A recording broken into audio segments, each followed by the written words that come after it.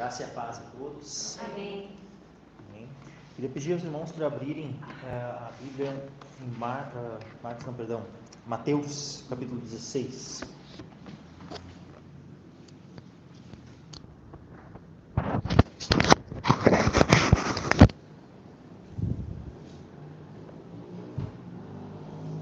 Evangelho de Mateus, capítulo 16.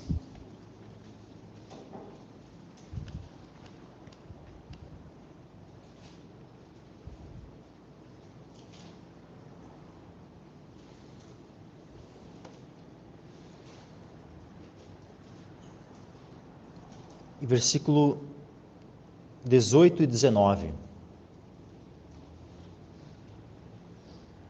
Mateus capítulo 16, versículos 18 e 19, que dizem assim: E também eu te digo que tu és Pedro, e sobre esta pedra edificarei a minha igreja, e as portas do inferno não prevalecerão contra ela. E eu te darei as chaves do reino dos céus, e tudo o que ligares na terra será ligado nos céus, e tudo o que desligares na terra será desligado nos céus. Amém. Até aqui. Podem se assentar, meus irmãos. E como nós já começamos, algumas quintas-feiras atrás, hoje já é a terceira quinta-feira, que nós estamos tratando sobre essa seita que é chamada Igreja Católica Apostólica Romana. E semana passada abordamos os fundamentos doutrinários dessa seita, onde eles têm uma Bíblia que não é igual à nossa, tem um cânon diferente, especialmente no Antigo Testamento, apesar de que mesmo também em relação ao Novo, de maneira generalizada, as Bíblias católicas elas têm uma base no texto crítico e não no texto recebido, como fundamento de tradução, como o texto base, usado nas suas traduções. Então, mesmo no Novo Testamento, não é exatamente igual, porque o texto base é um texto um pouquinho diferente, por mais que os livros são os mesmos no Novo Testamento, mas existem vários versículos diferentes, existem palavras omitidas, palavras mudadas, existem várias diferenças mesmo também no Novo Testamento, ou seja, já parte que já existe um problema na Bíblia em si, que os católicos usam, além de eles não usarem somente a Bíblia, mas também usarem como fonte de autoridade para suas doutrinas, para sua prática, a tradição oral e também o magistério da igreja, que é esse histórico de ensinos dos chamados pais da igreja, dos papas e concílios ao longo da história. E hoje eu quero focar especialmente na questão do papado, a figura do Papa, que podemos dizer assim, é o fundamento sobre o qual essa seita está edificada. Não é o fundamento sobre o qual a igreja de Jesus Cristo está edificada, mas é o fundamento sobre o qual essa seita católica, apostólica romana está edificada. E eles arrogam a si, dizendo que eles são a igreja de Cristo. Nós vemos ao longo da história várias, inclusive o Concílio de Trento, que foi o concílio que foi feito após a Reforma Protestante, numa medida assim de contra-reforma.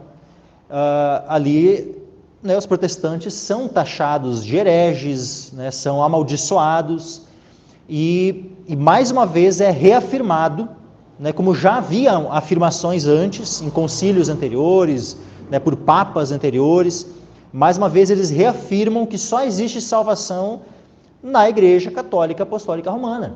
E fora desta igreja específica, que nós consideramos uma seita, não haveria salvação. Então, essa seita ela é exclusivista, ou seja, só existe salvação na Igreja Católica Apostólica Romana. Aí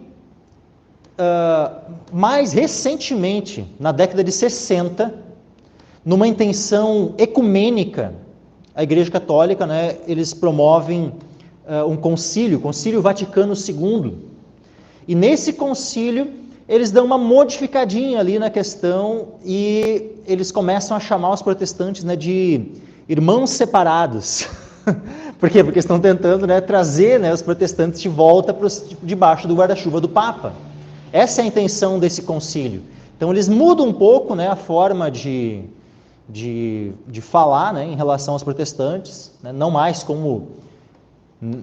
mais necessariamente, né, como hereges amaldiçoados, né, mas, né, como irmãos separados, e, né, mas numa tentativa ali de tentar trazer, né, novamente os protestantes para uma submissão ao Papa. Essa é a intenção desse concílio, uma intenção ecumênica. Por isso que nós precisamos rejeitar o ecumenismo.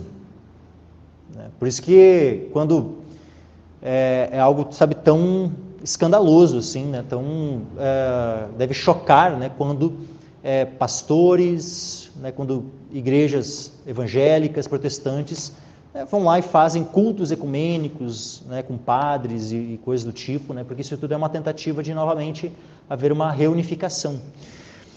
Só que o que acontece? A Igreja Católica, voltando, né, à questão aqui do Papa, eles se fundamentam nesse texto que nós acabamos de ler, né, e também eu te digo que tu és Pedro, e sobre esta pedra edificarei a minha igreja, e as portas do inferno não prevalecerão contra ela. E eles interpretam que aqui Pedro seria a pedra sobre a qual a igreja está edificada. Então eles dizem que Pedro teria sido o primeiro Papa, e que Pedro teria sido então também o primeiro bispo de Roma, porque não existe Papa desvinculado da cidade de Roma.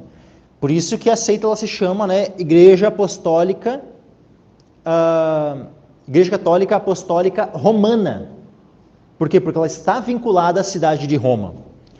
Então, eles dizem que Pedro foi o primeiro Papa na cidade de Roma, e que ele teria sido bispo de Roma durante 25 anos. Vejam, irmãos, então o ensino, a tradição, né, do catolicismo é que Pedro teria sido bispo de Roma por 25 anos.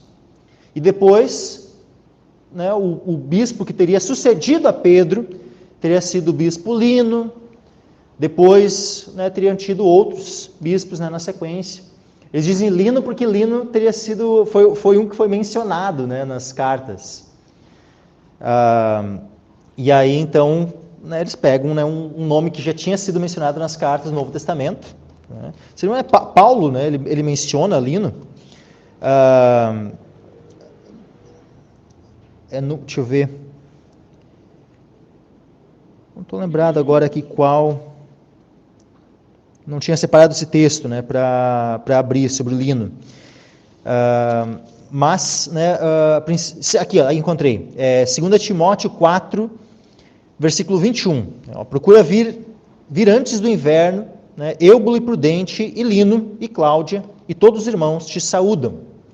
E eles dizem que, então, esse Lino teria sucedido a Pedro, né, como bispo da igreja de Roma, e assim por diante. Então, né, Pedro teria sido o primeiro Papa, Lino teria sido o segundo Papa, e assim por diante. Né? A sucessão dos bispos de Roma seria uma sucessão apostólica.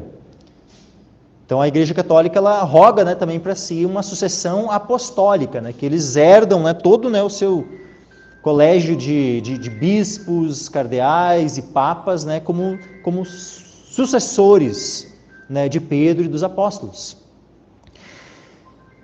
Só que, vamos lá, nós vamos olhar, né, para esses textos, vamos ver vários textos hoje, ver se, será que biblicamente pode-se defender que Pedro esteve em Roma, foi bispo de Roma por 25 anos, né? Como é que funciona esse negócio? E toda essa tradição, né, que a princípio, né, às vezes se passa, né, a impressão de que a tradição que se tem hoje e fundamenta as doutrinas católicas hoje, ela teria a sua origem lá nos apóstolos, né? Ela seria uma tradição oral, né, vinda de Cristo e dos apóstolos. né, até os dias de hoje. E segundo eles, uma tradição que não teve mudanças ao longo da história. Né? Então, esse é um outro ponto, né? Ou seja, que a tradição em si, em tese, ela não teria tido mudanças ao longo da história. É porque não faz sentido, né, dizer que uma tradição é apostólica, vem dos apóstolos, né, mas daí, tipo assim, como assim, né? Não poderia ser apostólica se ela surge só lá pelo ano 500, se ela surge só lá pelo ano 800. Não teria como dizer que ela é apostólica, né? Ela só poderia ser apostólica se ela vem, de fato, desde os apóstolos. Então, ininterrupta, sem modificação, sem mudança ao longo da história. E aí nós vamos ver se de fato, né, isso é verdade, né? Se aquilo que é crido e praticado por essa seita, se existe fundamento nas Escrituras. Porque uma tradição, ela, né, para ser aceita, ela jamais poderia estar em contradição com as Escrituras. Jamais poderia estar em choque com as Escrituras. Então, se de alguma forma a tradição ela está em choque com as Escrituras, é óbvio que essa tradição precisa ser rejeitada. Porque o fundamento da nossa fé não é tradição. O fundamento da nossa prática não é tradição. O fundamento da nossa prática e da nossa fé é somente as Escrituras Sagradas. Então, o que acontece, meus irmãos? Esse termo Papa, ele não era utilizado, né, no início. Na época ali dos apóstolos, não se usava o termo Papa. Nós não vamos ver Pedro nenhuma vez sendo chamado, né, ou arrogando a si o título de Papa. Pedro não faz isso nenhuma vez. Inclusive, nós vamos ler hoje, né, um trecho ali da carta, 2 trechos da carta de Pedro que mostra, né, o que Pedro reconhecia sobre a pedra e sobre se ele era a pedra que a igreja, sobre a qual a igreja estava edificada, e também se Pedro se considerava, né, como alguém superior, acima, né, dos demais, anciãos, bispos, né, ou mesmo dos próprios apóstolos. Né? Porque afinal, se Pedro, por meio dessas palavras de Cristo, também eu te digo que tu és Pedro, sobre esta pedra edificarei a minha igreja. Se de fato, né, isso aqui, Cristo estava ali instituindo Pedro como o primeiro Papa, e como a pedra, né, como uma rocha sobre a qual a igreja está edificada, né, na figura, na pessoa de Pedro, então Pedro era o primeiro dos apóstolos. Pedro, né, então já, né, a partir de então, né, passa a ser um Papa, e isso deve estar, então, evidenciado nas Escrituras. A gente vai poder, então, verificar, né, que o Novo Testamento traz esse fundamento, né, essa verdade, né, de que Pedro teria sido, então, o primeiro Papa. De que Pedro teria, né, sido bispo lá de Roma por 25 anos e tudo mais, né, e, então, trazendo, né, depois essa sucessão apostólica. Nós vemos, por exemplo, que não no século passado, no século anterior, no século XIX, lá em meados do século XIX, sabe que foi somente ali que finalmente foi reconhecido como um dogma da Igreja Católica Apostólica Romana que o Papa é infalível. Então a infalibilidade papal, ela só foi estabelecida como um dogma não faz nem 200 anos. Mas se foi estabelecido como um dogma, significa que, né, segundo, lógico, vamos aqui, ó, dentro do raciocínio, dentro da lógica do catolicismo, tá? Do romanismo. Todos os papas ao longo da história sempre foram infalíveis. Esse é o ponto. Porque se é um dogma que ele foi reconhecido, né, de algo que já era uma verdade. Não é que a partir dali os papas passaram a ser infalíveis. Uma vez que o dogma está estabelecido, isso se reconhece como uma verdade em todos os tempos.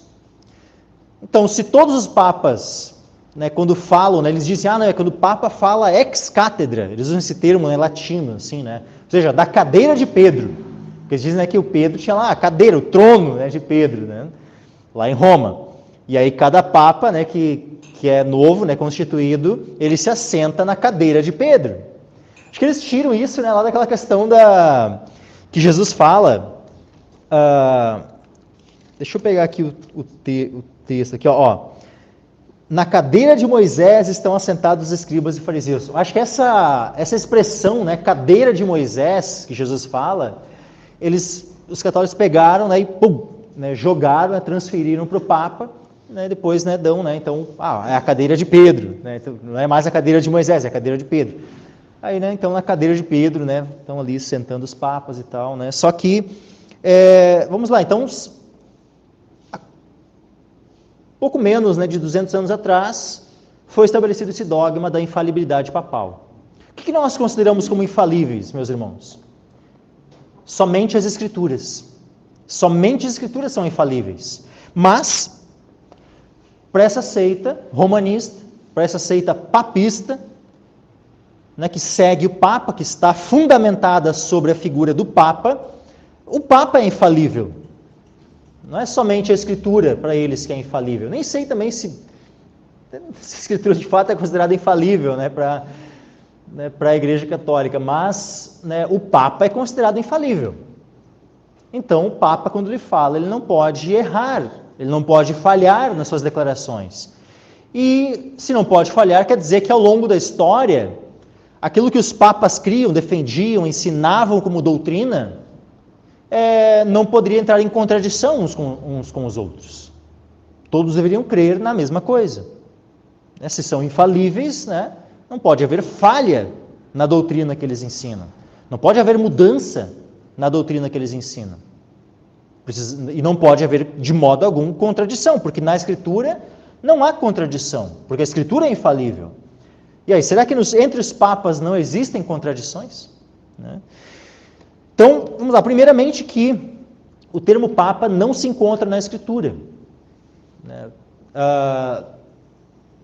Nesse sentido, né, em que ele é usado, né, como um título dado, né, ao bispo de Roma.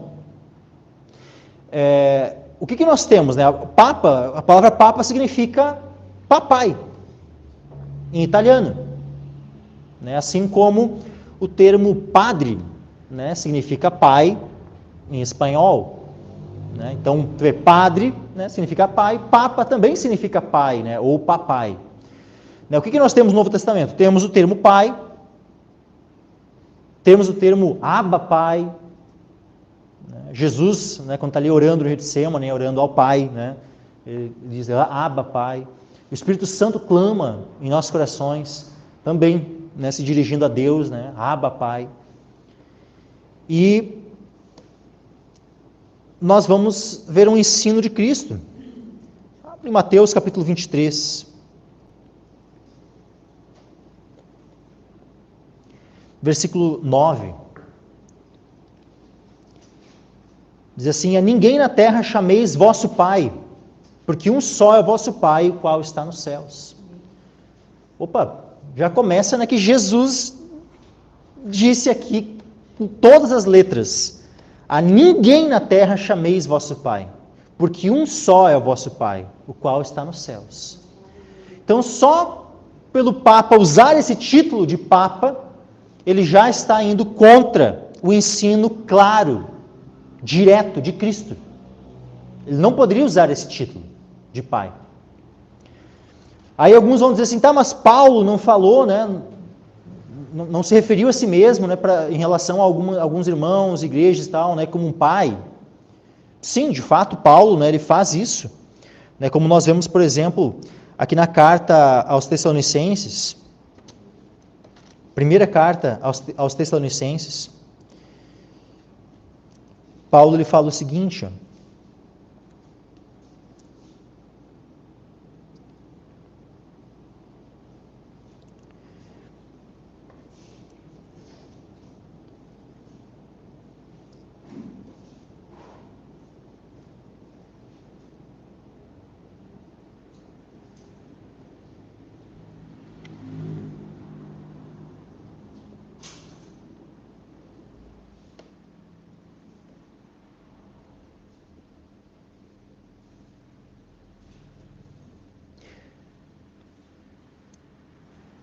Assim nós, sendo-vos tão afeiçoados, de boa vontade quiséramos comunicar-vos não somente o Evangelho de Deus. O versículo 8, 1 Tessalonicenses capítulo 2, versículo 8. Não somente o Evangelho de Deus, mas ainda as nossas próprias almas, porquanto nos éreis muito queridos. Porque bem vos lembrais, irmãos, do nosso trabalho e fadiga, pois trabalhando noite e dia, para não sermos pesados a nenhum de vós, vos pregamos o Evangelho de Deus. Vós e Deus sois testemunhas de quão santa e justa e irrepreensivelmente nos ouvemos para convosco, os que crestes.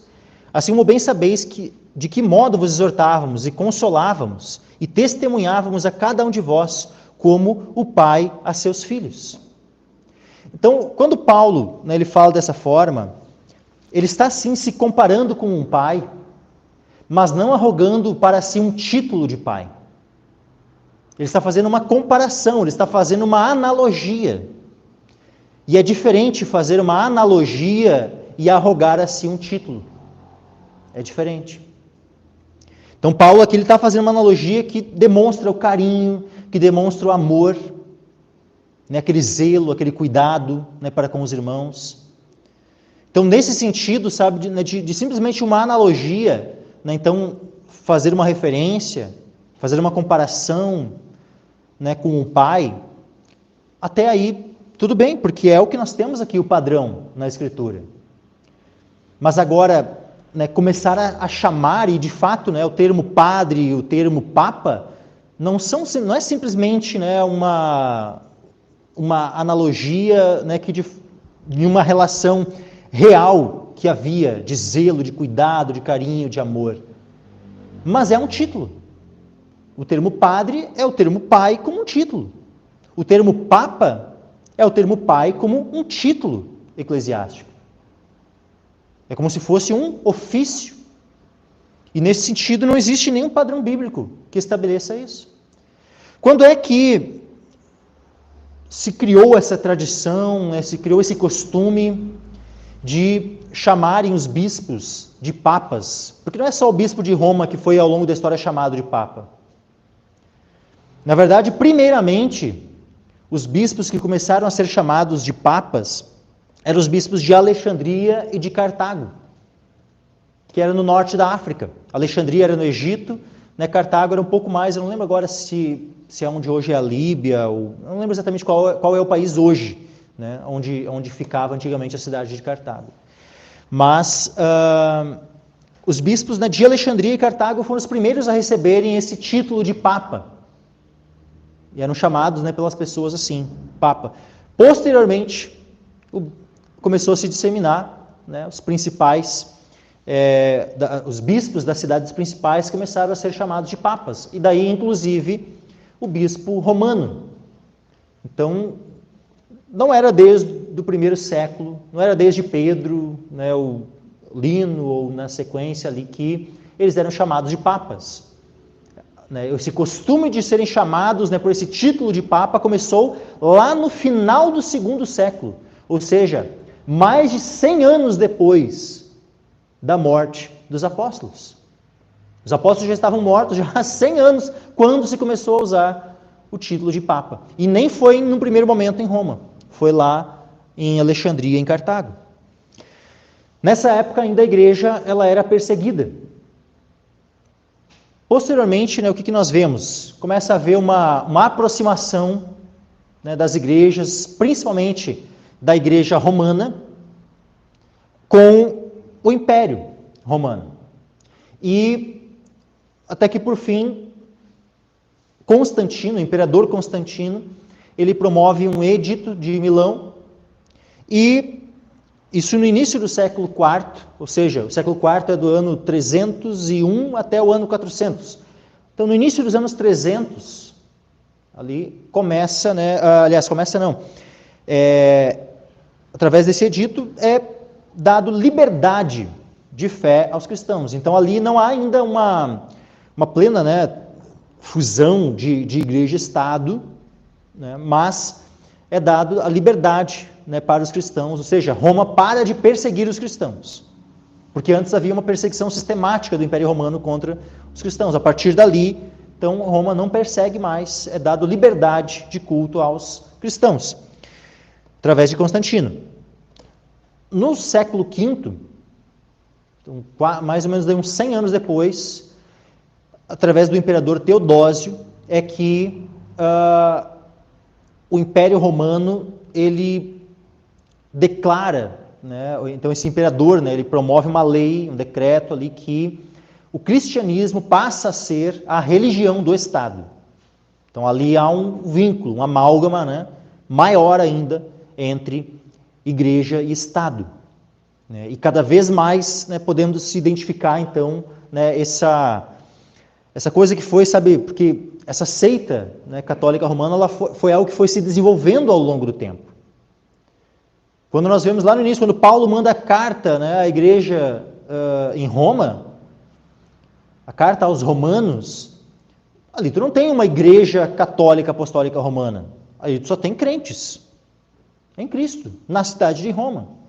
Agora, essa instituição, né, que arroga-se esse nome, né, Igreja Católica Apostólica Romana, ela é algo que vai se desenvolvendo ao longo do tempo. Não é algo que existe desde o início. Não é algo que existia ali no primeiro, no segundo século. É algo que vai se desenvolvendo ao longo dos séculos. Com essa aproximação do Estado, onde, né, Constantino vai ali, então começa, né, a haver uma certa ingerência, né, do Império Romano, né, sobre uma influência cada vez maior, né, porque antes aqueles que eram os perseguidores agora, né, começam a beneficiar os cristãos. Os cristãos, né, entre aspas, né, porque na medida em que começam, né, a cada vez mais se aproximar e se amalgamar com o Estado, começa também ao longo desse tempo, né, cada vez mais heresias irem sendo somadas, cada vez mais vão se afastando do verdadeiro cristianismo, da verdadeira fé bíblica. E aí então, esse bispo de Roma, né, que desde ali do segundo, terceiro século, né, começa a ser chamado de Papa, é interessante que até o final do século VI, ele ainda não tinha, ou seja, essa figura do Papa de Roma, né, ele ainda não tinha esse domínio que passou a ter posteriormente, né, sobre, vamos dizer assim, todas as demais igrejas, né, da época. E, inclusive, o bispo de Roma, né, também na época, né, chamado de Papa, o nome dele, Pelágio, o Pelágio II, né, ele foi Papa do ano 579 até o ano 590. Ou seja, por 11 anos. 11 anos, tá? 579 a 590. E depois o que sucedeu ele, Gregório I, que foi do ano 590 ao ano 604. Esses dois papas, eles não se consideravam como bispos universais, ou seja, né, que dominavam sobre todos os outros bispos e tal. Ou seja, essa hierarquia, né, que na Idade Média, né, especialmente depois desses anos aqui, né, depois do ano 600 ali, começou a se estabelecer, né, então com o Papa, né, como uma figura, né, central, e o Papa de Roma, né, como essa figura central, tendo domínio, né, sobre todas as outras igrejas e bispos e, né, e cristãos, né, do mundo, isso até aqui não era algo estabelecido ainda. Então vejam, 600, no ano 600 isso não era algo estabelecido, tanto é que esses dois, Pelágio II e Gregório I, eles eram contra a ideia de um bispo ter esse título de bispo universal. Por que eles eram contra isso? Porque o bispo de Constantinopla, que era uma outra cidade, que também né, era uma capital, né, do Império, o bispo de Constantinopla, ele arrogou para si esse título de bispo universal. E aí, esses dois aqui, tanto o Pelágio como posteriormente o Gregório, eles atacaram, mandaram cartas, né, lá, dizendo assim, como assim você arroga, né, o título de bispo universal, né, e tal. E aí eles comparam que essa coisa de arrogar para si esse título, né, de bispo universal, querer, né, se estabelecer sobre os demais, seria uma atitude semelhante à de Satanás, quando quis, né, subir. Seria uma atitude de orgulho, de soberba, e estaria na mesma linha do anticristo. Olha só, né? Engraçado, né? 2 papas, né, que falam contra exatamente aquilo que nas décadas seguintes passou a ser a realidade do bispo de Roma, porque os papas que sucederam o Gregório I aqui não tiveram mais problema com essa ideia de ser chamado de bispo universal, porque daí eles começaram, né, a ter esse título. O bispo de Roma, né, passou a ter esse título posteriormente. O bispo universal, aquele que estava sobre todos os demais bispo, né, o bispo dos bispos. Por isso, né, o sumo pontífice, né, ou seja, como se fosse um sumo sacerdote, como se fosse, né, um sumo pastor, um sumo padre, um sumo, né. E aí, então, ao longo da história, a gente vai vendo, né, esse crescimento do poder, da figura do Papa, né, e cada vez ele tendo mais poder, né, cada vez somando mais poder. Então, onde nós vemos assim uma certa virada de chave, assim, onde, né, o Papa ele passa a ter um poder tipo maior, né, até mesmo do que o dos reis, é só depois do ano 1000, tá? Ali pelo ano 1100. É onde, através do Papa Hildebrando, que eles sempre mudam de nome, né? Sempre há uma mudança de nome. E aí ele mudou de nome para Gregório VII. Tu vê, o Gregório I era contra, né, ser chamado de bispo universal, mas o Gregório VII, ele se estabeleceu numa bula, uma bula papal, né, que era assim, ó, chamada Dictatus Papal. Engraçado que dictatus, né, é muito semelhante com o termo ditador, né? Dictatus, né? E de fato, né, ele se tornou o ditador, o Papa ditador, né? Através dessa bula, né, ele estabeleceu que o poder do Papa era um poder que estava sobre a Igreja, sobre o Estado e sobre toda a cristandade. Como todas as pessoas que nasciam, né, nos vários reinos ali da Europa, já nasciam, eram batizadas quando criança e já eram consideradas automaticamente, todo mundo era considerado cristão, então ele era, né, o Senhor sobre todos, né, sobre todos, toda a cristandade, sobre o Estado, sobre a Igreja, ele tinha o poder, né, sobre tudo. Então ele podia constituir e destituir príncipes, reis, imperadores, né, inclusive o imperador da época, né, que por um momento, né, resistiu a ele, mas posteriormente o imperador da época foi lá, mais tarde, né, de pés descalços, pedir perdão para ele, porque ele foi excomungado, né, o imperador foi excomungado pelo Papa, né, pelo Gregório VII, aí o imperador foi lá de pé descalço pedir perdão, lá ficou o Papa, né, bem humilde, né, deixou o cara à noite no relento, né, e só no dia seguinte é que foi abrir a porta para ele, né, bem crente assim, né, atitude amorosa assim, né, com o imperador, né, e daí depois, né, colocou ele novamente na comunhão, então, né, só para ter uma noção do que passou a ser o poder do Papa, né, a ponto de um imperador ter que se humilhar, né, ir de pé descalços lá, passar a noite no frio para poder pedir o perdão do Papa, né. E o que acontece? A partir do Gregório VII, a igreja de Roma, da cidade de Roma, passa a ser considerada, lógico, já era uma coisa que já vinha ao longo, né, da história sendo construída, né, esse conceito, assim, mas ali ficou estabelecido. A igreja da cidade de Roma como sendo, né, considerada a mãe das igrejas. Por isso, né, a Igreja Católica Apostólica Romana. Então vejam que, sabe, todo esse conceito, né, que define o que é essa seita, não é algo que existia desde o princípio, é algo que foi construído ao longo da história.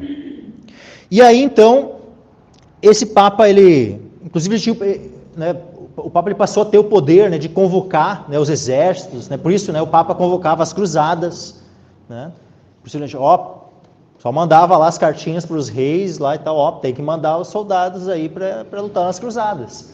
Ai do rei que não acatasse, né, a ordem do Papa, né, de mandar os soldados para lutar nas cruzadas. Né. E por que o Papa passou, né, a ser visto, assim, tendo todo esse poder, né, sobre a Igreja, sobre o Estado, né, sobre todos, né? Porque ele começou a se identificar como o vigário de Cristo, como o substituto de Cristo, como aquele que representava a Cristo. Só que daí a gente olha assim, tá, mas Cristo, né, tipo, quando é que Jesus, né, tentou assumir, né, lá o poder, assim? Pelo contrário, né? Cristo ele vem humilde, montado no jumentinho. Quando o povo tenta fazer ele rei, Jesus sobe o monte para orar. Quantas vezes, né, quando o Pedro, né, vai lá e tira a espada, vai lá, corta a orelha do Malco, Jesus diz, né, põe a espada de volta na bainha. Se eu quisesse, eu poderia pedir, né, e vinham várias legiões, né, miríades de anjos aqui. Então, né, tem uma certa diferença, né, nesse vigário de Cristo aí, com todo esse poder, né? Mas qual é o ponto? É porque ele se estabeleceu como um vigário de Cristo, mas não de Cristo, né, em sua humilhação. Mas o Papa ele passou a se arrogar um poder, né, de ser o substituto, o vigário de Cristo, do Cristo escatológico, ou seja, daquele que vai voltar montado no cavalo branco, aquele Cristo que vai voltar para julgar o mundo. É esse Cristo que nós aguardamos, né, a sua volta, que o Papa passou a dizer assim, eu sou o vigário dele. Então eu tenho poder, né, eu tenho um poder escatológico, né, de ser juiz sobre tudo, sobre o mundo inteiro. É por isso que ele passou a ter, né, a arrogar a si esse poder todo. Porque ele não é simplesmente vigário, né, de Jesus Cristo de Nazaré, carpinteiro, né, não. É de Jesus Cristo glorificado, né, que vai vir para governar este mundo, para reinar, para julgar este mundo. Por isso, então, o Papa se assume, né, tendo esse poder, tendo essa autoridade, a mesma de Cristo. Mas quando Cristo voltar. Então, esse que é o ponto, né, onde o Papa, né, arroga, né, passa a ter todo esse poder, né, e onde posteriormente, então, né, alguns séculos depois, né, surge ali a Reforma, e vão surgindo, né, vários eventos assim, e com o passar do tempo, né, o Papa foi perdendo toda essa influência, esse poder que tinha, né, e hoje, né, o domínio que ele tem, né, é lá, sobre, né, uma cidadezinha, que é um país também, né, o Vaticano, considerado o menor país do mundo, né, e ali ele é rei, ali ele é o monarca, né. Tem sim uma influência, né, muito forte ainda hoje no mundo, né, mas não é algo perto do que já foi, né, a influência do Papa. Nós não podemos subestimar a influência que ele tem hoje, né, a gente não pode subestimar, mas também, né, ela não é a mesma, né, que ele já teve outrora, né. A gente não vê hoje em dia, né, reis, presidentes, né, indo lá de pé descalço, ficar na porta do Papa pedindo perdão do Papa, né, hoje em dia, mas né, não podemos também subestimar essa influência, né, que esse homem, que uma vez que ele se coloca como vigário de Cristo, ele pode ser prontamente, né, claramente considerado um anticristo, aquele que se coloca no lugar de Cristo, né? Como nós vemos aqui em 2 Tessalonicenses, né? O homem do pecado, né, o anticristo, diz assim, ao qual se opõe e se levanta contra tudo que se chama Deus ou se adora, de sorte que se assentará como Deus no templo de Deus, querendo parecer Deus. Isso aqui é muito semelhante, né, com aquilo que o Papa, né, faz, né, em relação a si. Por isso que ao longo, né, da história, muitas vezes, né, o Papa foi considerado como o anticristo. Só que, qual é o ponto? Né? O Papa ele não é o anticristo, né, no singular, né, aquele que vai se manifestar nos tempos do fim, no período da grande tribulação, antes da vinda de Cristo. Mas o Papa, né, essa figura papal, né, de vigário de Cristo, é sim um anticristo. Ele é um dos muitos anticristos que surgem ao longo da história. Isso sim. Então a figura do Papa é sim uma figura de um anticristo. Mas vamos olhar, né, agora para as páginas da Escritura e vermos, né, se existe alguma base, né, em tudo isso. Primeiramente, vamos lá, sobre Pedro e ser o Papa ou alguma coisa do tipo. Vamos voltar ali para o texto que nós lemos inicialmente. Mateus capítulo 16. Vamos ler um pouquinho antes. Mateus 16, versículo 13 em diante.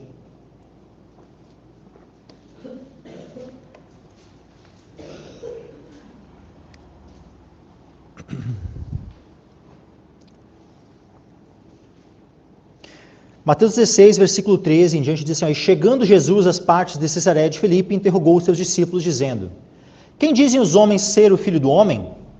E eles disseram: uns João o Batista, e outros Elias, e outros Jeremias, ou um dos profetas.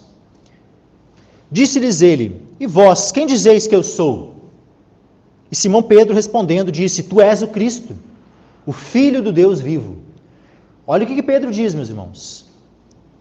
Aqui era uma questão que estava vinculada à identidade de quem era Cristo, quem era Jesus Cristo. E aí Pedro, né, diz: tu és o Cristo, ou seja, tu és o Messias, o Filho do Deus vivo. E Jesus respondendo disse-lhe: bem-aventurado és tu, Simão Barjonas, porque tu não revelou a carne e o sangue, mas meu Pai que está nos céus. O que foi revelado para Pedro? Que Jesus era o Cristo, o Filho do Deus vivo. Então, Pedro foi considerado aqui por Cristo como bem-aventurado. Por que foi bem-aventurado? Porque recebeu essa revelação tremenda. Qual a revelação? De que Jesus é o Cristo, o Filho do Deus vivo. E aí então, Jesus fala assim, e também eu te digo, que tu és Pedro. O que é Pedro? Vem do grego Petros, né? Uma pedra. Petros pode ser considerado uma rocha? Não. Petros é uma pedra, ou uma pedra pequena, uma pedra, né, cortada de uma rocha, uma pedra que ela pode servir para construir algo. Para construir, ou seja, tu vai querer construir uma parede de pedra, tu vai pegar vários petros e colocar, né, para poder formar essa parede. Eu também te digo que tu és Pedro, né, tu és Petros. E sobre esta pedra, né, sobre esta pedra, mas no grego Petra, edificarei a minha igreja. E as portas do inferno não prevalecerão contra ela. E aí então, vamos lá, sobre esta pedra. Qual era a pedra que Jesus estava se referindo? Era o Pedro. Jesus fez um jogo de palavras com o nome do Pedro. Mas será que Jesus, quando fala sobre esta pedra, edificarei a minha igreja, Jesus aqui estava falando de Pedro? Que Pedro era a pedra sobre a qual a igreja seria edificada? Misericórdia, irmãos. É engraçado, né? O próprio Agostinho, que é um teólogo católico, um dos teólogos que fundamenta a maioria das heresias, né, doutrinas e tal, católicas, ele mesmo era um que, por um momento da sua vida, defendeu que a pedra sobre a qual a igreja estava edificada era Pedro. Mas no fim da vida ele escreve um livro chamado Retratações. E uma das coisas das quais ele se retrata é dessa interpretação. E ele diz, né, que, olha, eu por muito tempo considerei, né, que Pedro era a pedra sobre a qual a igreja estava edificada, mas, né, eu mudei de opinião. Hoje eu entendo que a pedra sobre a qual a igreja estava edificada era a declaração que Pedro fez. Ou seja, a declaração, ou também, né, o próprio Cristo. Aqui, Jesus, quando fala assim, sobre esta pedra edificarei a minha igreja, tanto Jesus pode estar se referindo à declaração, tu és o Cristo, o Filho de Deus vivo, ou seja, essa verdade, essa revelação, ser, né, a pedra sobre a qual a igreja está fundamentada, mas também, o que essa declaração está apontando para quem? Para o próprio Cristo. Ou seja, o próprio Cristo, ele é a pedra sobre a qual a igreja está edificada, fundamentada. E aí, imagina, né? Se Pedro teria sido considerado, digamos, né, que aqui Jesus estivesse, né, colocando, então, Pedro, ele é a pedra sobre a qual a igreja está edificada, vai ser edificada. Então, ele agora, estou nomeando ele o Papa. Então, ele é também o primeiro, não é? Se ele é a pedra, ele é o Papa, então ele também é o primeiro dentre os apóstolos. Ok. Essa é a lógica, né? Se formos entender que Jesus ali estivesse se referindo a Pedro. Mas daí vamos ver, né? Será que os outros discípulos entenderam, né, que Pedro era a pedra, né, que Pedro era o primeiro, né? Porque nós vamos ver o seguinte. Abra comigo lá em Marcos capítulo 9, e versículo 33 ao 35. Marcos 9, versículo 33 ao 35. E chegou a Cafarnaum e, entrando em casa, perguntou-lhes: que estáveis discutindo entre vós pelo caminho? Mas eles calaram-se, porque pelo caminho tinham disputado entre si qual era o maior. E ele, assentando-se, chamou os 12 e disse-lhes: se Pedro fosse o Papa, se Pedro fosse o primeiro, Jesus poderia muito bem dizer assim: por que vocês estavam discutindo isso? Eu já não disse que o primeiro é o Pedro? Tipo, se fosse o caso, né, de Pedro ser o Papa, era só Jesus ter dito isso, né? Eu já disse para vocês, é o Pedro sobre o qual a igreja vai estar edificada, ele é o primeiro. Tá, mas peraí, vamos lá, é isso que Jesus diz? E ele, assentando, chamou os 12 e disse-lhes: se alguém quiser ser o primeiro, será o derradeiro de todos e o servo de todos. Opa, é uma coisa diferente que a gente vê aqui, né? Jesus não está aqui afirmando ou reafirmando, né, que Pedro é o primeiro. Não. Se alguém quiser ser o primeiro, será o derradeiro de todos. E não faria nem sentido, né? Imagina, Jesus, algo tão importante, né, como Pedro ser constituído como um Papa, como Pedro ser constituído como uma pedra, o primeiro, e os outros nem perceberam. Ainda estão discutindo quem é o primeiro. Não faz nem sentido. Ou seja, por que eles ainda estavam discutindo quem era o primeiro? Porque nunca existiu tal coisa de Pedro ser, né, colocado nessa posição de primado, de primeiro. Ou de pedra sobre a qual, né, de rocha sobre a qual a igreja estaria edificada. Isso nunca aconteceu. Por isso que eles ainda, né, carnalmente, é óbvio, né, que os apóstolos estavam aqui, né, na carne discutindo isso, carnalmente discutindo quem era o primeiro. Porque não havia sido estabelecido alguém como primeiro. E mais, não é só nessa circunstância aqui, onde Jesus poderia muito bem, né, ter corrigido eles e dito: não, Pedro é o primeiro. E Jesus não fez isso, porque Pedro não era o primeiro. Pedro não era o Papa.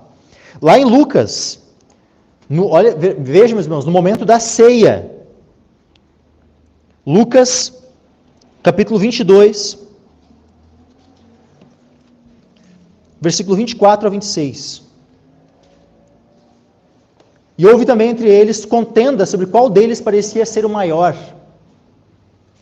E ele lhes disse, novamente, né? Jesus ele poderia muito bem dizer assim: já cansei de dizer para vocês, Pedro é o primeiro, Pedro é o Papa, Pedro é a rocha sobre a qual a igreja está edificada. Por que vocês estão discutindo ainda? Tipo, é isso que Jesus diz? Não, Jesus diz assim, e ele lhes disse: os reis dos gentios dominam sobre eles, assim como o Papa, né, por muitos séculos dominou, inclusive sobre os reis, né? Os reis gentios dominam sobre eles, e os que têm autoridade sobre eles são chamados benfeitores. Mas, olha aqui, não sereis vós assim. Veja que Jesus está trazendo que o princípio que é vivido, que é praticado na igreja, é algo completamente oposto ao princípio que rege a figura do Papa. Mas não sereis vós assim, antes o maior entre vós seja como o menor, e quem governa como quem serve. Esse é o ponto. E Jesus não está aqui afirmando ou reafirmando a autoridade de Pedro. Não está. Por quê? Porque Pedro era alguém maior do que os outros apóstolos? Não.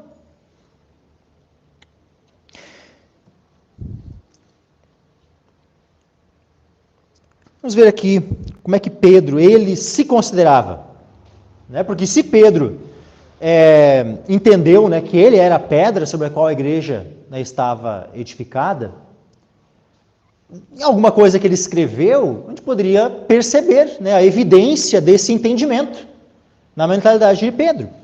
Então vamos ver a carta que o Espírito Santo moveu Pedro a escrever, e vamos ver se Pedro, né, ele relembra a igreja, né, relembra os irmãos, né, de que ele é a pedra sobre a qual a igreja está edificada. Vamos ver se Pedro, né, ele nos traz novamente, né, a memória, essa doutrina tão, né, enfatizada e tão essencial, né, a seita papista.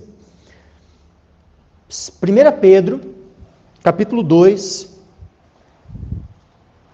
versículo 3. Em diante, diz assim, ó, se é que já provastes que o Senhor é benigno. De que Senhor ele está falando aqui? Do Senhor Jesus. E chegando-vos para Ele quem? Jesus. Jesus Cristo. E chegando-vos para Ele, pedra viva. Então ele está dizendo que Jesus é a pedra viva. Reprovada, na verdade, pelos homens, mas para com Deus eleita e preciosa. Então, Jesus na mente de Pedro aqui, Jesus é a pedra viva, a pedra eleita, a pedra preciosa.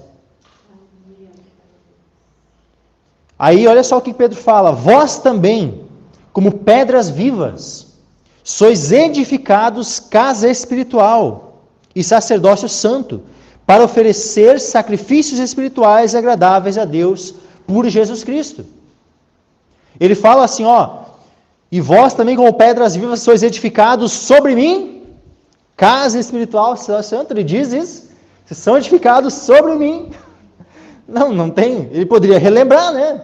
Se isso fosse uma verdade, se isso fosse uma doutrina bíblica, uma doutrina apostólica, uma doutrina, né, que Deus e que Jesus tinha ali estabelecido, Pedro podia muito bem fazer o favor de nos relembrar aqui, né? Botar assim, ó, né? Vós, como pedras vivas, sois edificados sobre mim, casa espiritual. Nossa, você estava resolvido aqui a questão, ponto. A gente não discutia mais. Realmente, Pedro, né, era a pedra sobre a qual a igreja está edificada. Mas será que em algum momento, né, a gente vai ver assim, Pedro sendo referido, né, como a pedra sobre a qual a igreja está edificada? Porque se ele é a pedra sobre a qual a igreja está edificada, ele é o fundamento da igreja. Ele é o fundamento de todo edifício. E vamos lá, Pedro. Pedro ele também fala na sua segunda epístola. 2 Pedro capítulo 3, e versículo 15 e 16. Olha só. E tende por salvação a longanimidade de nosso Senhor, como também o nosso amado irmão Paulo vos escreveu, segundo a sabedoria que lhe foi dada. Vejam, Pedro conhecia as cartas de Paulo. Pedro tinha conhecimento do teor das cartas de Paulo. E Pedro, ele está aqui rejeitando as cartas de Paulo? Não, pelo contrário. Ele está reconhecendo as cartas de Paulo como escritura, como palavra de Deus. Olha só, falando disto como em todas as suas epístolas, entre as quais há pontos difíceis de entender, que os indoutos inconstantes torcem, e igualmente as outras escrituras para a sua própria perdição. Então Pedro aqui ele estava reconhecendo o ministério de Paulo, que as cartas de Paulo eram escritura. Então Pedro de modo algum rejeita as cartas de Paulo, pelo contrário, ele está aqui reafirmando, ele está afirmando a autenticidade, a canonicidade, que as cartas de Paulo são escrituras, são palavras de Deus.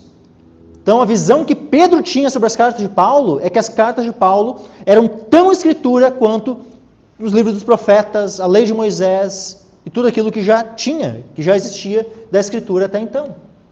Pedro considera assim as cartas de Paulo. Por que eu digo isso, meus irmãos? Porque como é que Paulo se refere ao fundamento da igreja? E Pedro tinha conhecimento disso.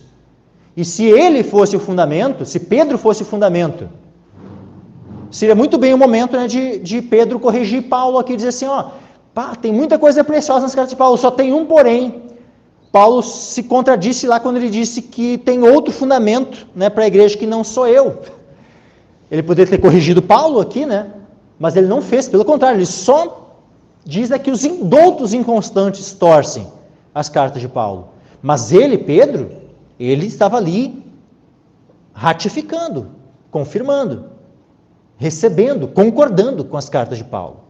O que nós temos nas cartas de Paulo? Vamos lá. Primeiro, abra comigo 1 Coríntios, capítulo 3. 1 Coríntios, capítulo 3, e versículos 9 ao 11. Diz assim, porque nós somos cooperadores de Deus, vós sois lavouras de Deus e edifícios de Deus.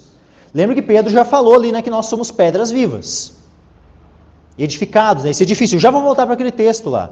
Mas vamos lá, Nós, a igreja do Senhor, somos edifício de Deus. Aí olha o que Paulo diz no versículo 10 e 11. Segundo a graça de Deus que me foi dada, pus eu, como sábio arquiteto, o fundamento, e outro edifica sobre ele. Mas veja cada um como edifica sobre ele. O fundamento. Será que o fundamento aqui é Pedro? Deve ser Pedro, né? Porque os católicos dizem que a pedra sobre a qual a igreja está edificada é Pedro. Vamos ver o que diz aqui no versículo 11.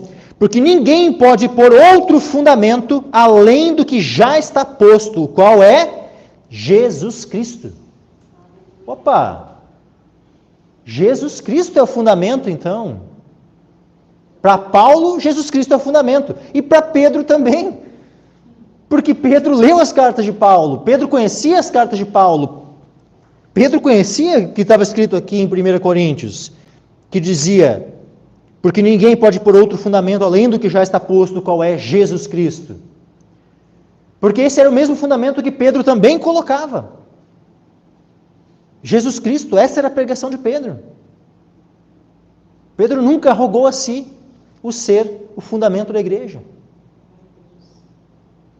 Nós vemos também em Efésios, meus irmãos. Efésios capítulo 2. Efésios capítulo 2.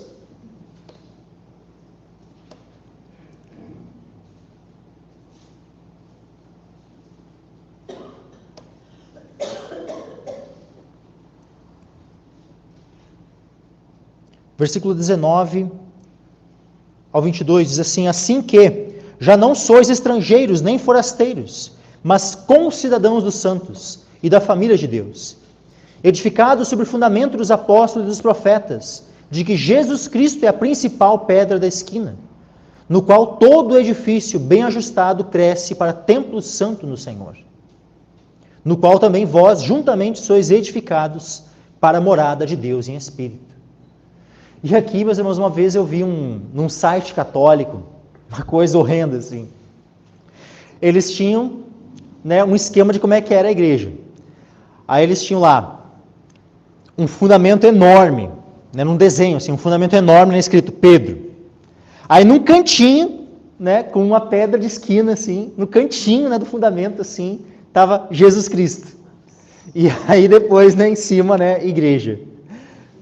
olha só o que eles fazem, o cúmulo, né, já que aqui o texto, né, usou, né, o termo pedra de esquina, e de fato, várias vezes, né, Jesus ele é apresentado como uma pedra de esquina. Aí eles colocaram, né, Jesus é a pedra de esquina, né, nossa, o fundamento é Pedro. Tipo, olha o cúmulo, misericórdia, assim, olha, esse povo não dá para... Tá louco.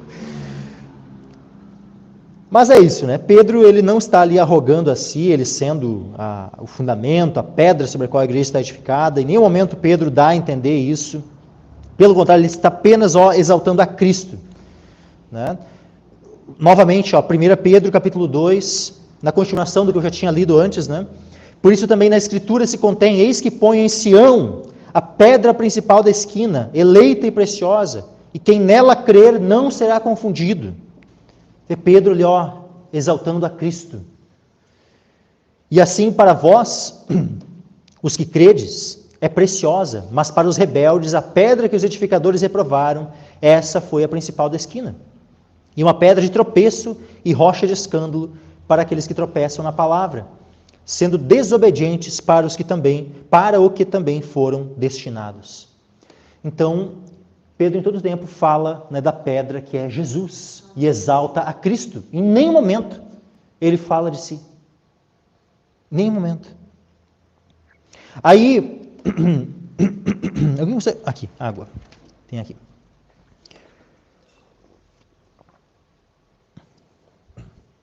Primeira Pedro capítulo 5 agora.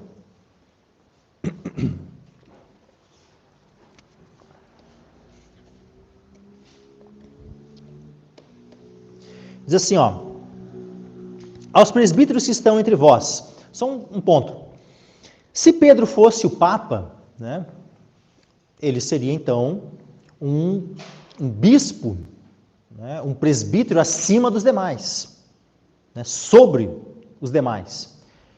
Mas vamos ver como é que Pedro se refere. Aos presbíteros que estão entre vós, admoesto eu, que sou também presbítero com eles, e testemunha das aflições de Cristo, e participante da glória que se há de revelar. Olha só que interessante, né, Pedro? Que sou presbítero com eles, não é presbítero sobre eles. Porque se ele fosse um papa, né, ele teria que ser, né, o bispo dos bispos, o bispo universal, né, um presbítero sobre os outros presbíteros. Mas não é isso a forma como Pedro fala a respeito de si. Quando ele fala a respeito de si, ele diz: eu que sou também presbítero com eles. Ou seja, um cooperador. E participante da glória que se há de revelar. Apacentai o rebanho de Deus que está entre vós, tendo cuidado dele, não por força, mas voluntariamente. Nem por torpe ganância, mas de ânimo pronto. Nem como tendo domínio sobre a herança de Deus, mas servindo de exemplo ao rebanho. Olha tudo isso que Pedro fala. Será que isso aqui foi praticado pelos papas, meus irmãos?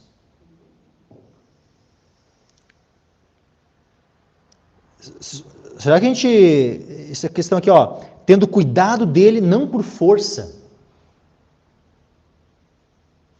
Os papas nunca usaram, né, da força, né?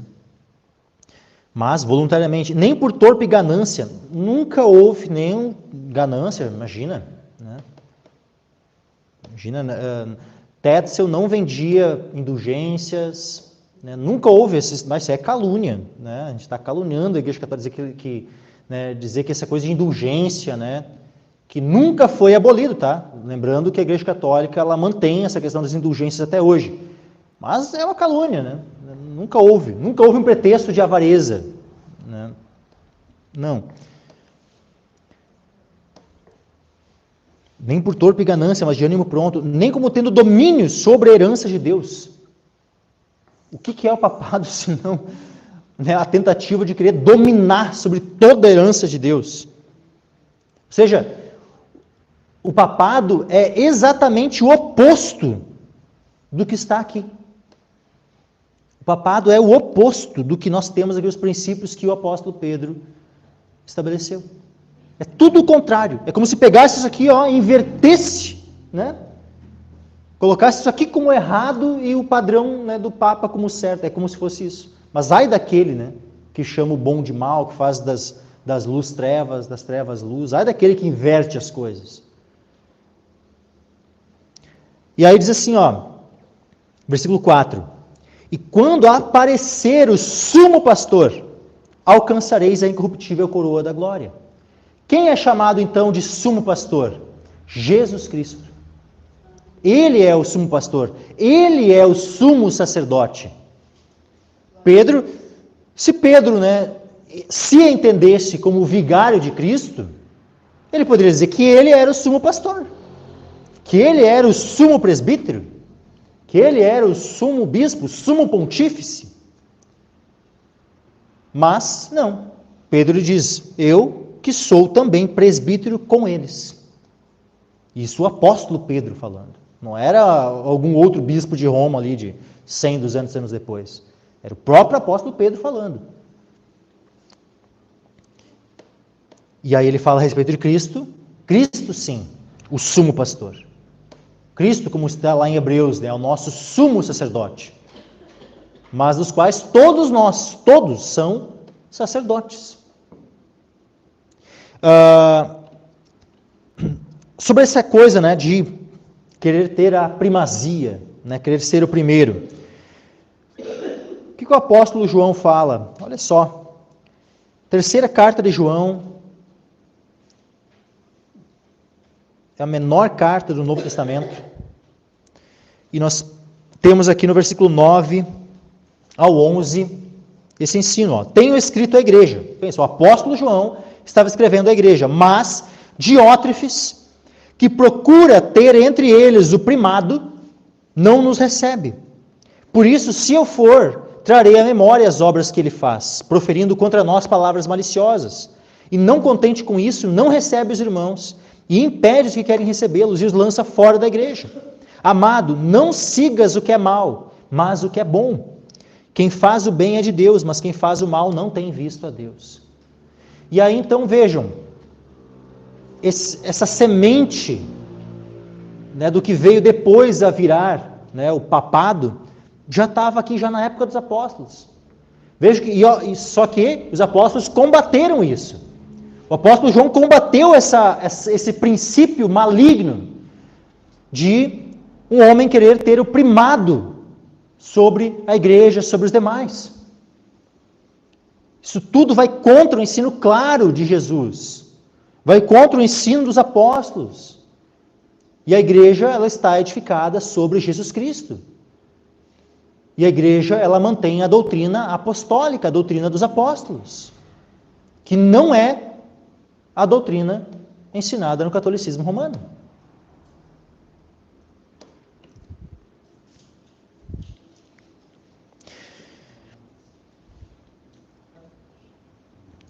Aí, uma outra coisa agora, sobre Pedro, ter estado 25 anos como bispo em Roma. É uma coisa bem interessante, porque, vamos lá, normalmente se entende que Pedro, ele morreu lá pela década de 60 do primeiro século. Então, se Pedro teria morrido lá, digamos lá que fosse lá pelo ano 67, 68, desde pelo menos o ano 43, ele já deveria estar em Roma.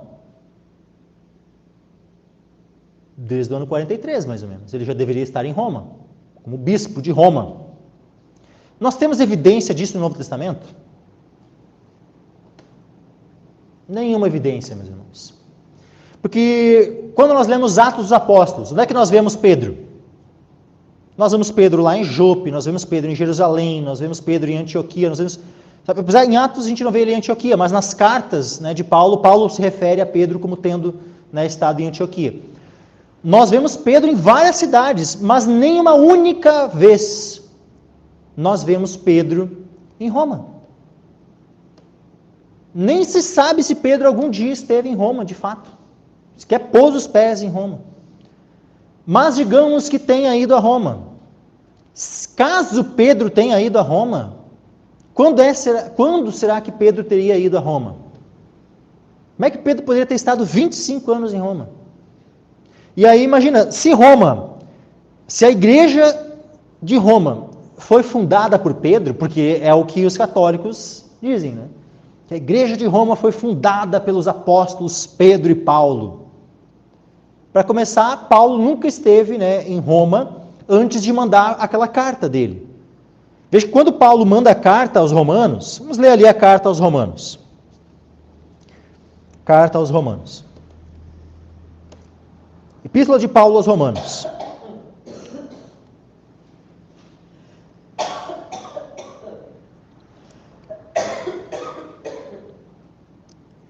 Paulo ele fala no versículo 10, né, pedindo sempre em minhas orações que em algum tempo, pela vontade de Deus, me ofereça boa ocasião de ter convosco. Ele vai falando ali, sabe, o que Paulo demonstra? Ele nunca tinha estado em Roma antes. Paulo não havia ainda estado em Roma, mas ele escreve uma carta aos romanos. Será então que Paulo escreve aos romanos, né? Então, obviamente, né, que Paulo ele vai, especialmente no final, né, ele vai fazendo saudações. Não tem uma carta com tanta saudação que nem a carta aos romanos. Não sei se os irmãos já leram ali, né? Com certeza, né? Praticamente todos, se não todos os irmãos aqui já leram a carta aos romanos. E no capítulo 16, nós vemos que é saudação e saudação e saudação, assim, né? O capítulo inteiro praticamente é só de saudações. Ele vai saudando, saudai a Maria, que trabalhou muito por nós, saudai a Andrônico e Júnior, saudai a Urbano, saudai a Ápeles, saudai a Herodião, e saudai a Trifena e Trifose, e vai indo, né? Ele vai descrevendo ali um monte de pessoas lá de Roma, que ele está saudando essas pessoas. Mas que interessante, Paulo foi se esquecer justamente do mais importante deles, que era o Papa, o principal, né? A pedra sobre a qual a igreja estava edificada, o Pedro. Ele foi se esquecer do Pedro, ele não saudou o Pedro, o bispo de Roma, que já era bispo, devia ser aqui há uns 15 anos já bispo de Roma, aqui, né, por essas horas. Pedro, não foi, Pedro deve ter ficado muito bravo com Paulo, né, Paulo escreveu a carta, ela se esqueceu de mim. Quando eles se viram, né, Paulo devia ter pedido, me perdoa, Pedro, né, porque eu esqueci de te saudar lá na carta aos Romanos. Deve ser isso que os católicos acham que deve ter acontecido, né? Porque para Paulo não mencionar Pedro na carta aos Romanos, né? A cidade onde Pedro era o bispo, há mais de uma década pelo menos. Então, assim, por que será que Paulo não saudou o Pedro na carta aos Romanos? É porque Pedro nunca esteve ali até então. Pedro nunca havia estado ali. Aquela igreja não foi fundada por Pedro. Aquela igreja foi fundada por cristãos, tanto daqueles que estavam lá. Lembra que lá em Atos dos Apóstolos, quando Pedro ele prega, né, revestido do Espírito Santo, né, vem ali o batismo no Espírito Santo, aqueles 120 que estão reunidos no cenáculo, eles começam a pregar a palavra, e aí está lá, né, Pedro pregando o evangelho, ali em Atos 2. O que nós vemos ali? Tem gente de tudo que é lugar, inclusive romanos. Atos 2, nós vemos que tem romanos ali. E aí? Uma vez que tem no versículo 10, Atos 2, versículo 10, e Frígia, Panfilha, Egito, partes da Líbia junto a Cirene e forasteiros romanos, tanto judeus como prosélitos. Esses judeus e prosélitos que eram forasteiros romanos, será que eles nunca mais voltaram para Roma? Sim, é óbvio que depois aqui de Pentecostes, eles voltam para Roma. E voltam para Roma como judeus ou como cristãos? Como cristãos. Então esses convertidos de Atos 2, que faziam parte daqueles 3.000 que se converteram naquele dia e foram batizados, dentre esses, aqueles que eram romanos e voltaram para Roma, é que são aqueles que estabelecem a igreja em Roma, e não Pedro. Pedro, no máximo, indiretamente, né, por meio da sua pregação em Jerusalém. Aí, ok, né? Pedro foi o que, vamos dizer assim, foi usado por Deus para converter, né, os primeiros crentes que depois fundaram a igreja de Roma. Aí nós até poderíamos concordar, mas não indo pessoalmente lá em Roma, a partir lá de Jerusalém, pregando e alguns romanos que estavam visitando a cidade por ocasião da festa de Pentecostes, que se converteram e posteriormente voltaram para a cidade, levando a sua fé no Evangelho. Então, indiretamente, ok, mas agora dizer que Pedro foi lá em Roma para pregar e fundar a igreja de Roma, é pura balela, meus irmãos, sem fonte nenhuma na Bíblia, sem base nenhuma nas Escrituras. Pelas Escrituras nós não vemos em Atos dos Apóstolos Pedro estando em Roma, porque quando nós lemos aqui em Atos, vejam que Paulo ele escreve a carta aos Romanos, é bastante tempo antes. Nós vemos ali, Paulo escreve a carta aos Romanos, posteriormente, ele já tinha sido preso, quando ele escreve a carta aos Romanos? Ele estava preso? Não, tanto é que ele está ali planejando, né? Vou ir lá para Jerusalém e depois eu quero ir, né, visitar vocês. E quem sabe depois, né, vocês me ajudarem, né, para eu ir mais adiante lá para a Espanha. Essa era a intenção de Paulo. Aí o que acontece? Paulo escreve essa carta. Aí ele vai, tem toda uma série de viagens, ainda tudo relatadas ali em Atos. Ele vai lá para Jerusalém. Lá em Jerusalém ele é preso. Aí ele é mandado para Cesareia, fica lá uns 2 anos preso lá em Cesareia. E depois de um tempo ele é mandado, ele apela para César. E aí ele é mandado para Roma, e ainda é peleia até chegar em Roma.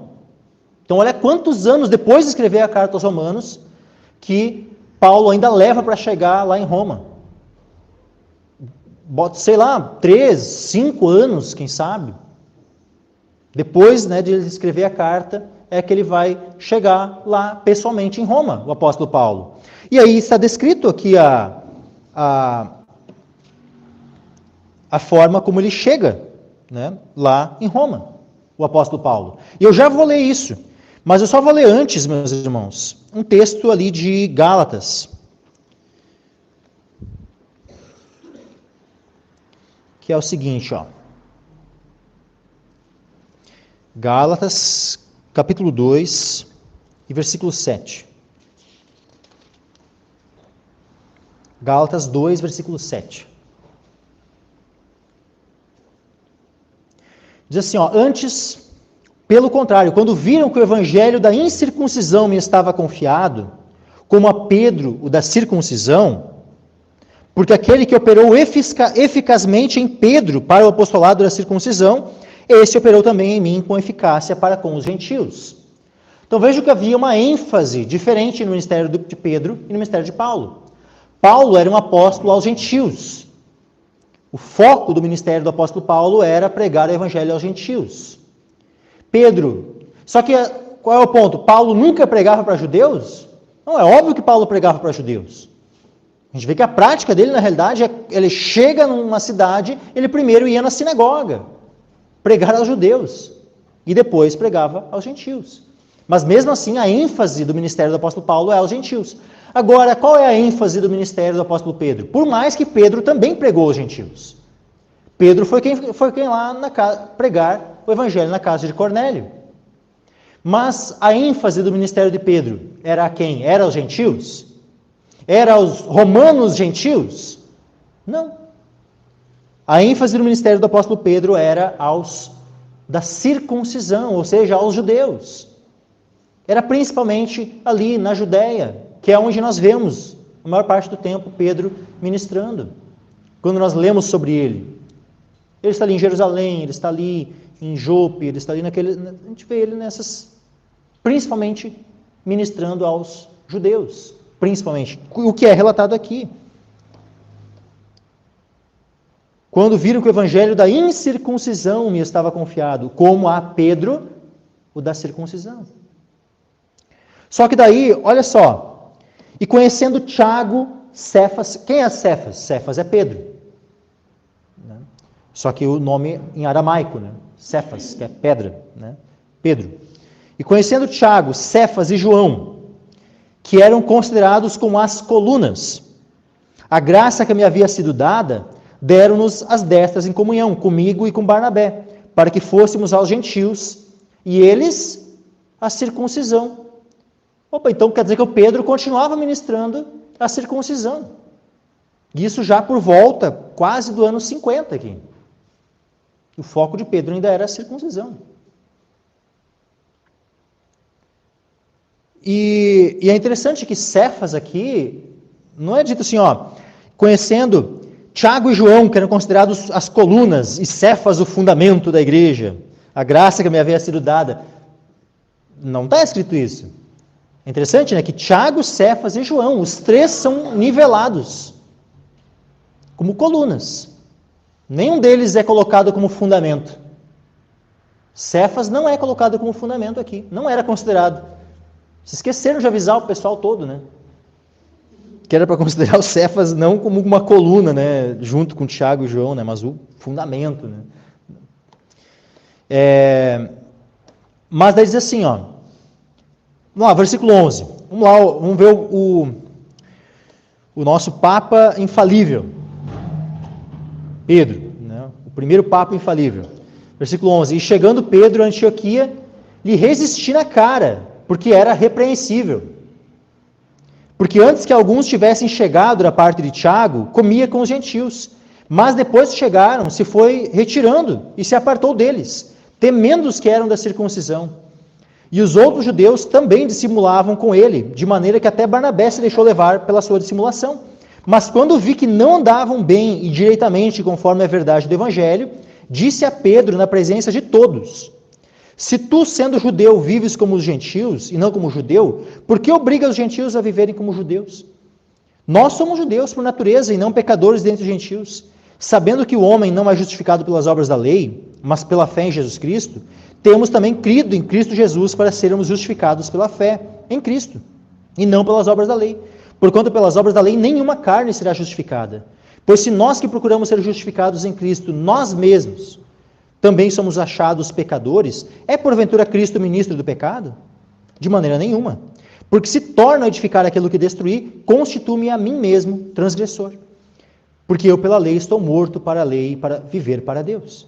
Já estou crucificado com Cristo, e vivo não mais eu, mas Cristo vive em mim. E a vida que agora vivo na carne, vivo-a pela fé do Filho de Deus, o qual me amou e se entregou a si mesmo por mim. Não aniquilo a graça de Deus, porque se a justiça provém da lei, segue-se que Cristo morreu em vão. Olha todo o discurso, a reprimenda de Paulo em relação a Pedro. E é dito que Pedro, o que? Tu está falando com o Papa? Não. Pedro aceitou a repreensão de Paulo. Tanto é que depois, a gente vê a carta, porque a carta lá de 2 Pedro, onde eu li antes, o amado irmão Paulo, Pedro escreve aquilo, no mínimo uma década ou 15 anos depois da carta aos Gálatas. E outra, a carta aos Gálatas foi escrita depois do acontecido, depois dessa situação onde Paulo, porque Paulo está contando na carta. A carta aos Gálatas foi uma das primeiras a ser escrita. 2 Pedro foi uma das últimas. Veja que isso aqui, Pedro não ficou assim, o que Paulo foi fazer? O que Paulo estava ali me repreendendo? Não.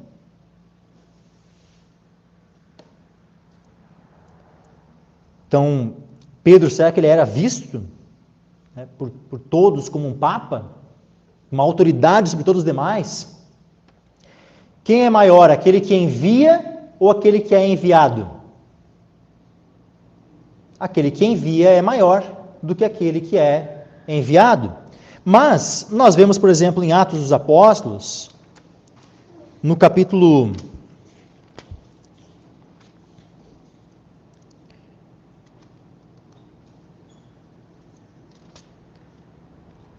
8, diz assim, os apóstolos, pois, que estavam em Jerusalém, ouvindo que Samaria recebera a palavra de Deus, enviaram para lá Pedro e João, os quais, tendo descido, oraram por eles para que recebessem o Espírito Santo. Tá, peraí, não seria melhor o Pedro, que era o Papa, enviar a João e algum outro? Não, Pedro foi enviado pelos apóstolos. Por que Pedro foi enviado pelos apóstolos? Porque Pedro não era Papa. Pedro não era alguém acima dos demais apóstolos. Pedro era um igual com os seus irmãos, apóstolos. Pedro não estava numa hierarquia a mais, além dos outros apóstolos. Ele tinha a mesma autoridade dos outros apóstolos. E o grupo de apóstolos, em conjunto, é óbvio que tinha uma autoridade maior do que a de um apóstolo isolado. Por isso que o grupo enviou a dupla. Agora, voltando ali para Atos, o final de Atos dos Apóstolos, quando Paulo chega lá em Roma.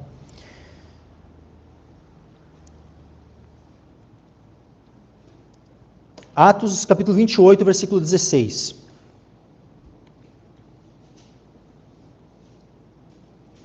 E logo que chegamos a Roma, o centurião entregou os presos ao capitão da guarda, mas a Paulo se lhe permitiu morar por conta própria, com o soldado que o guardava. E aconteceu que 3 dias depois, Paulo convocou os principais dos judeus, e juntos eles lhes disse: homens e irmãos, não havendo eu feito nada contra o povo ou contra os ritos paternos, vim contudo preso desde Jerusalém, e entregue nas mãos dos romanos. Atos 28, agora versículo 18. Os quais, havendo-me examinado, queriam soltar-me, por não haver em mim crime algum de morte. Mas, opondo-se os judeus, foi-me forçoso apelar para César, não tendo, contudo, de que acusar a minha nação. Por esta causa vos chamei para vos ver e falar, porque pela esperança de Israel estou com esta cadeia.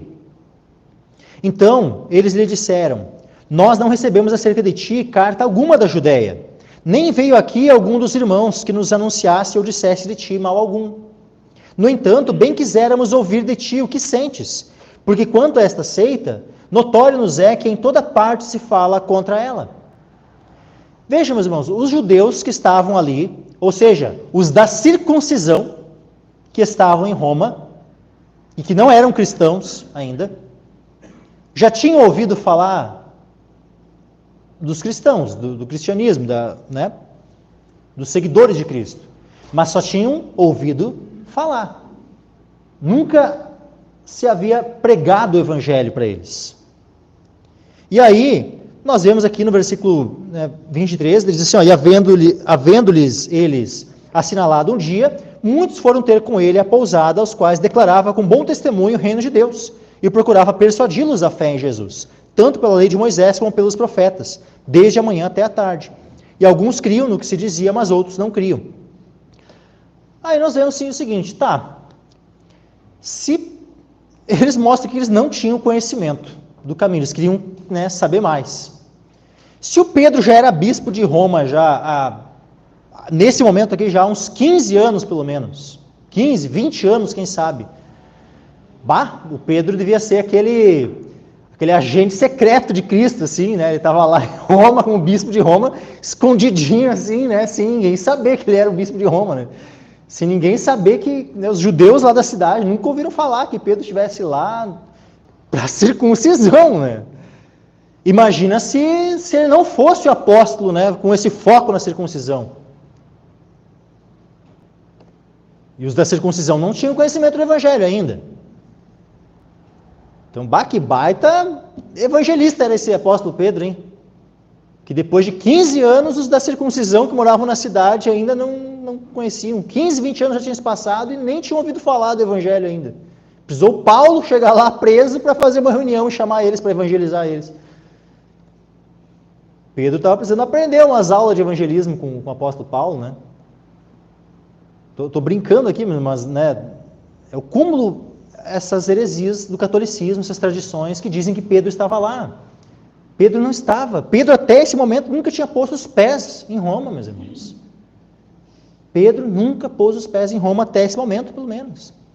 Se Pedro veio a morrer em Roma, como dizem, e a princípio na segunda carta de Pedro, ele fala, olha no final da primeira. No final da primeira carta, ele fala assim: a vossa coeleita em Babilônia vos saúda, e meu filho Marcos. E aí, então, é esse termo, quando Pedro fala assim: a vossa coeleita em Babilônia vos saúda. Aí, eles dizem que Pedro aqui estaria se referindo a Roma, quando ele fala Babilônia. Se for o caso, que de fato Babilônia aqui, que Pedro está fazendo referência, seja uma referência a Roma, Pedro está escrevendo essa carta depois daquela circunstância ali de Paulo chegar lá em Roma. É depois disso que Pedro vai para lá e escreve. Isso se for o caso de Babilônia aqui estar se referindo a Roma, o que não necessariamente seja verdade. Babilônia aqui não precisa necessariamente ser Roma, né? Então, o ponto é, nós não vemos evidência alguma de que Pedro tivesse estado em Roma, né? Pedro, afinal, os papas, né, eles têm esposa?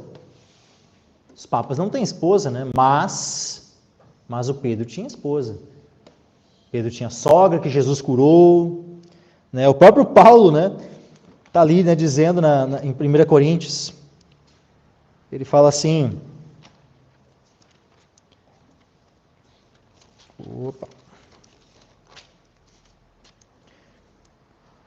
não temos nós direito, 1 Coríntios 9, 5, não temos nós direito de levar conosco uma esposa crente, como também os demais apóstolos e os irmãos do Senhor e Cefas. Ele menciona ainda o Pedro pelo nome, né? Ou seja, o Pedro, quando ia, né, em missão para algum lugar, levava a esposa junto. Só eu e o Barnabé não temos direito de levar a esposa crente conosco. E, né, então, assim, né, o primeiro papa, segundo eles, né, um cara casado. Opa! Por que eles vêm depois proibir o casamento? Por que eles, né, não seguem o exemplo de Pedro, né, e se casam, né?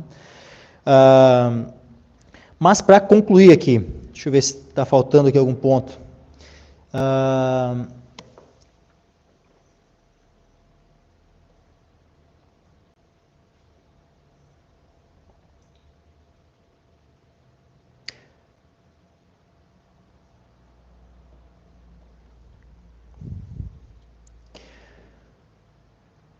isso aí. Bom, concluindo assim, o ponto que nós temos é que mesmo em Jerusalém, né, porque Pedro ele não tem evidência de que eles tenham de fato estado em, né, não biblicamente, né? A única coisa seria aquela única frasezinha ali, né, na primeira carta de Pedro, né? A vossa coeleita em Babilônia vos saúda, e aí, né, tipo, como se ele estivesse fazendo uma referência ali a Roma e tal, e mesmo assim, isso poderia ser né, um período curto de tempo, né, de estadia em Roma ali, né, bem pouquinho tempo ali, e não necessariamente ele sendo um bispo de Roma, né? E na própria igreja em Jerusalém, aquele que era uma liderança, vamos dizer assim, mais identificável assim, era Tiago, o irmão do Senhor. Quando nós lemos lá em Atos dos Apóstolos, capítulo 15, esse texto aqui eu vou deixar para os irmãos que quiserem ler em casa, né? Atos dos Apóstolos, capítulo 15, onde tem ali uma assembleia em Jerusalém para resolver aquela questão se era necessário que os irmãos fossem, os crentes gentios, né, fossem circuncidados ou não, guardassem a lei de Moisés ou não. E aí houve ali toda essa assembleia, essa reunião, onde Pedro fala, onde Tiago fala, mas onde nós percebemos que aquele que estava liderando a reunião, né, presidindo a reunião, aquela assembleia, não era o apóstolo Pedro, mas sim Tiago. Como nós vemos ali, eu vou ler um trechinho aqui, né, do texto, né, Atos 15, versículo 13 em diante. E havendo-se eles calado, né, depois, né, que Pedro tinha falado, Paulo, Barnabé, né, vários outros. Aí, quando todo mundo terminou de falar, Tiago, que estava presidindo a reunião, diz: e havendo-se eles calado, respondeu Tiago, dizendo: homens irmãos, ouvi-me. Simão, que é o Pedro, né? Simão relatou como primeiramente Deus visitou os gentios para tomar deles um povo para o seu nome. E com isto concordam as palavras dos profetas, como está escrito: depois disto voltarei e reedificarei o tabernáculo de Davi, que está caído. Levantá-lo-ei das suas ruínas, e tornarei a edificá-lo, para que o restante dos homens busque ao Senhor, e todos os gentios, sobre os quais o meu nome é invocado, diz o Senhor, que faz todas as coisas. Conhecidas são a Deus desde o princípio do mundo, todas as suas obras. Por isso julgo que não devemos perturbar aqueles, dentre os gentios, que se convertem a Deus, mas escrever-lhes que se abstenham das contaminações dos ídolos, da fornicação, do que é sufocado e do sangue. Porque Moisés, desde os tempos antigos, tem em cada cidade quem o pregue, e cada sábado é lido nas sinagogas. Aí olha só, meus irmãos, se Pedro fosse o Papa, poderia muito bem, Pedro, na sua autoridade papal, editar aqui uma bula papal definindo, o padrão que os gentios deveriam seguir. Mas é o que nós vemos aqui na sequência? É Pedro, em sua autoridade de Papa, definindo a doutrina que os gentios deveriam seguir? Não, o que nós vemos é o seguinte, versículo 22, Atos 15, 22. Então, pareceu bem aos apóstolos, no plural, todos os apóstolos, aos anciãos, ou seja, todos os pastores e bispos, porque bispo, pastor e ancião, todos, essas três palavras, bispo, pastor e ancião, que ancião também é presbítero, apontam para o mesmo ofício, para a mesma função na igreja. Os apóstolos aos anciãos, com toda a igreja. Vejo que a autoridade aqui não era só dos apóstolos, não era só dos anciãos, mas era também da igreja como um todo, a congregação. Pareceu bem aos apóstolos, aos anciãos, com toda a igreja, eleger homens dentre eles e enviá-los com Paulo e Barnabé a Antioquia, a saber, Judas, chamado Barsabás, e Silas, homens distintos entre os irmãos. E por intermédio deles escreveram o seguinte: os apóstolos e os anciãos e os irmãos, aos irmãos dentre os gentios, que estão em Antioquia e Síria e Cilícia, saúde. E aí eles dão ali o que foi. Só pareceu-nos bem, reunidos concordemente, eleger alguns homens, enviá-los a vós, com os nossos amados Barnabé e Paulo, homens que já expuseram suas vidas pelo nome de nosso Senhor Jesus Cristo.